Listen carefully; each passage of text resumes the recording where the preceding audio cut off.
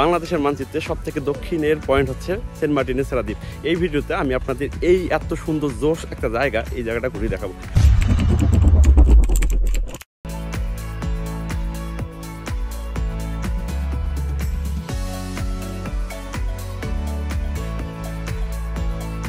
তো এখন বাজে সকাল 6টা, আমরা হচ্ছে সেরা দ্বীপে এসে নামলাম। এই সূর্য উদয়টা দেখার পরে আমার একটু আফসোস নাই যে আমি হচ্ছে ভোর 4:30টায় উঠছি এবং হচ্ছে 8 কিলোমিটার রাস্তা বালুর মধ্যে দিয়ে সাইকেল চালায় আসছি। জাস্ট ইনসেন একটা জিনিস। আমি হচ্ছে সাইকেল চালিয়েছি প্রায় 6 থেকে 7 বছর আগে, বাট কোনো অসুবিধা হয়নি যেহেতু আগে চালানোর একটা অভ্যাস ছিল।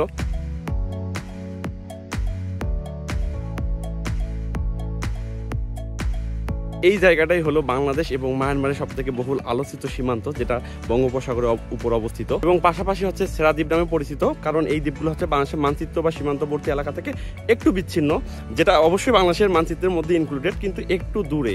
যেমন সেন্ট মার্টিন যে এলাকা, সীমান্তবর্তী এলাকা, ওখান থেকে হচ্ছে প্রায় আপনার 8 কিলোমিটার দূরে। এবং জায়গাটা যেহেতু নিষিদ্ধ, সুতরাং আপনি হচ্ছে সকালবেলা ভোর সকাল হচ্ছে আপনার 4টা-5টার দিকে রওনা দিলে সেন্ট মার্টিন থেকে আপনি 6টার মধ্যে চলে আসলেন, দেন 1 ঘন্টা ঘোরার পরে 7:30টা বাজে আপনাকে ব্যাক করতে হবে। যেহেতু খুব তাড়াতাড়ি ব্যাক করতে হবে, আমরা হচ্ছে 3টে দ্বীপ আছে, 3টে দ্বীপ মোটামুটি কাভার করার ট্রাই করব।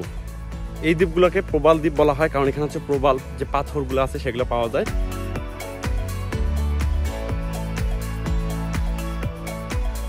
জায়গাটা সৌন্দর্য মানুষের আসলে এতটা মন কাটছে যে প্রতিদিন ভোরবেলা উঠে এত মানুষ এখানে আসে দেখতে। জাস্ট মানে সবাই হচ্ছে যে সেন্ট মার্টিনে আসলে অবশ্যই হচ্ছে সেরা দ্বীপে যাবই।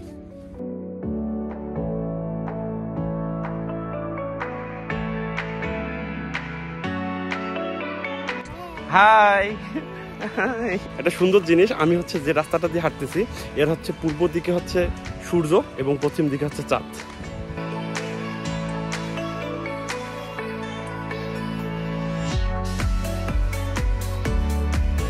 তো যদি ভিডিওটি ভালো লেগে থাকে অবশ্যই লাইক করবেন এবং আমার প্রোফাইলে ফলো করতে পারেন।